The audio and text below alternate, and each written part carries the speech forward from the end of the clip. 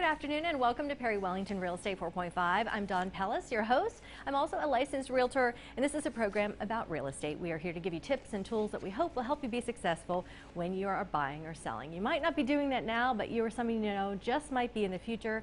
So we are here to help, continuing social distancing with broker Adam Conrad. Hello. Hi, how you doing? Good. How you doing over there? Oh, you know, just loving my corner of the world over here. Isn't it nice? It's very, very colorful. And speaking of colorful, in the kitchen, Agent Jordan Conrad. Hey, Jordan. Hey, how's it going?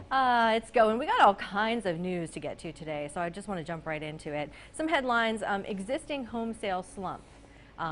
That's to be expected, right? Here is an article that I found from Realtor.com. They are saying that existing home sales slumped 8.5% in March, but they say the worst is yet to come as the coronavirus hits the U.S. housing market.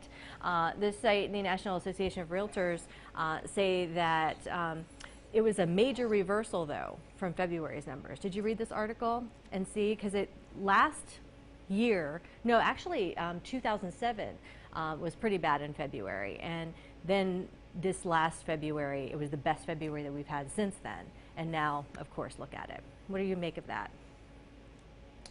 So even though it has been slowing down, there's a lot of people contacting us about houses. Obviously with the stay-at-home orders, we're confined to do real estate activity from our homes. But there's so much activity in the form of people, reaching out to us about, listing, in the upcoming months and buying homes. I think there's going to be a good rebound, at least locally. Yeah, well, and it's already starting to, supposedly, because I saw an article, it was on CNBC, and they were talking about the housing market already bouncing back, as you're mentioning. Pending home sales, signed contracts, not closings, but pendings, are about 32% lower annually. But week over week, pending home sales went up just over 6% in the week before April 19th. So is it a good sign, Adam? Things are turning around? I think nationally it's a great sign. Locally with the state, the governor still has the real estate as non-essential. So locally and statewide, the numbers are significantly down and don't look like the national averages at all. Anecdotally, there's about a 70% decline in new listings year on year. But the good news is, like Jordan said, is there's a lot of pent-up demand. There's a lot of folks that are just sitting at their armchair, like just ready and waiting to go because they've looked at everything online and they're ready to engage. We just need the stay-at-home order and the lifted and the ability to go at least back to work in some manner. Yeah, I agree. I put a listing up today and I saw that right away. I mean, you can tell so many people are looking and watching and waiting for that perfect house to come up, and they're getting antsy when they're at home. But other people are thinking, you know what, we need a break. We can't really afford our mortgages, and they're looking for those forbearances. And this week, we have a daily call at the brokerage, and Adam, you were talking about forbearances and how they may not be as good as they sound. Right. So one of the things about a forbearance is if you don't absolutely need it and you plan on making a housing move in the next 12 months, it's a good idea not to take it.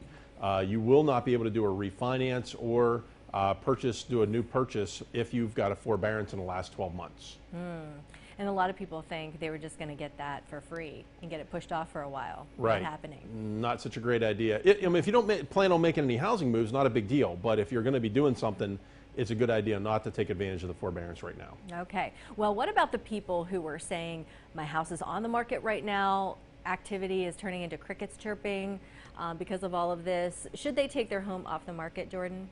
No, I really don't think they should. I mean, we have had plenty of homes that we've had listed for a while that, even some that we haven't had a whole lot of activity on that are getting activity now just because there's not much on the market. And buyers are making offers sight unseen on these houses, especially with the ones with 3D tours, the virtual tours that we offer through Matterport. So buyers can sit on their couch and look at these homes and make an offer. Yeah, it can really pay off. And we are, as I mentioned, getting new listings. We're having to work around things a little bit and have sellers do a little bit more of the work. But they're doing it. And I wanted to mention a couple of them. We're going to feature these a little bit later in the show as well. But Some of the new listings that we have, 59 Happy Valley Drive in Houtzdale. This is my listing, and it's a cute little house. It's getting tons of activity right now, just by people looking it up online and seeing them pop up. There's also another one, 230 Elkview Drive in Duncansville, and this is beautiful too. I think our seller did a great job taking some Yeah, of these the sellers are doing all the work right now. This is business. incredible. They're going to start applying for jobs at Perry Wellington, since they're, look at this, this is all customer supplied using our 3D, because we're lending out our 3D tour equipment. Isn't that incredible? Yeah, it's really awesome. It's really awesome. And just to prove that it is working, real quick, Jordan, you closed 104 Augusta, didn't you? I did. Yeah. So it was under contract right when this all started in 4 days under contract, and it closed a cash deal. This home was listed for $235,000. We sold it for $225,000 during a pandemic. Wow, there you go. All well, virtual. how many views do these tours get? We have proof in the pudding after the break. But first, check out this listing in Duncansville.